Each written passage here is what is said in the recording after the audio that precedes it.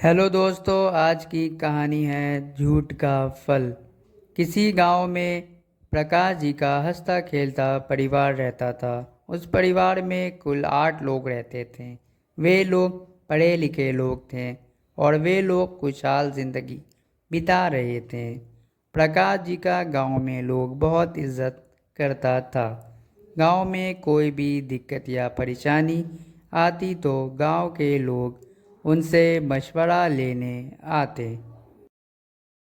प्रकाश जी की बहू रुक्मणी भी अच्छी और शिक्षित औरत थी। वे सरकारी नौकरी के लिए प्रयास कर रही थी और उसकी नौकरी भी हो जाती है। इस खुशी में प्रकाश जी ने गांव वालों को अपने घर दावत पर बुलाया।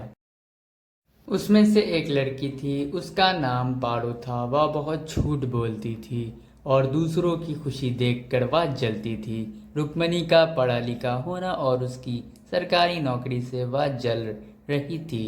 पारो ने सोचा, क्यों न रुक्मणी को पूरे गांव में बदनाम कर दूं।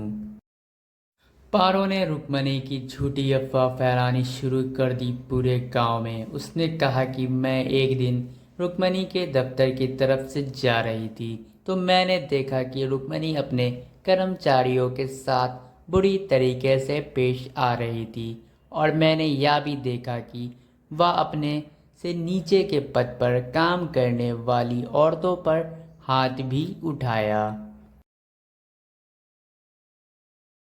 गांव वालों को विश्वास नहीं हो रहा था, मगर पारू ने कहा कि मैंने यह सब अपनी आंखों से देखा है। और गांव वालों ने रुक्मणी को घमंडी औरत का नाम दे दिया। यहाँ तक कि पारो ने यह काम भी किया कि जब रुक्मणी अपने दफ्तर जाती तब उसके पीछे पारो रुक्मणी के घर जाकर उसके घर वालों को झूठी बातें रुक्मणी की सुनाकर घर वालों को बहकाती। जब वह ना मानते तो कहती कि मैंने यह सब अपने आंखों से देखा है। इन सब बातों से प्रकाश जी के घर में रोजाना लड़ाइयाँ होनी शुरू हो गईं। इससे हंसता खेलता घर एक झगड़े का घर बन गया।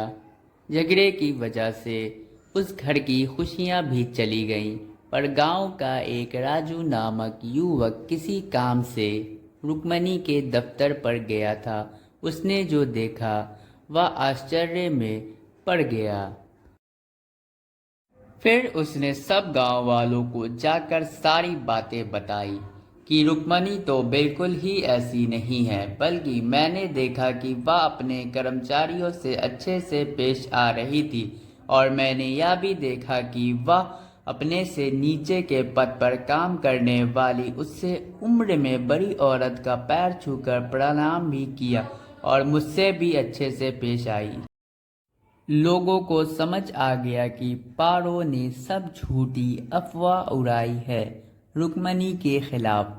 गांव वालों को यह पता चल गया कि पारो कितना झूठ बोलती है, दूसरों के बारे में बुरा भी चाहती है और पारो का नाम गांव वालों ने झूठी रख दिया। रुक्मणी को अपने सफाई में कुछ भी न साबित करने की जरूरत पड़ी, बल्कि रुक्मणी की गांव में और भी इज्जत बढ़ गई। इसका असर बल्कि पारो पर पड़ा, पर जैसा उसने किया उसको उसका फल मिल गया।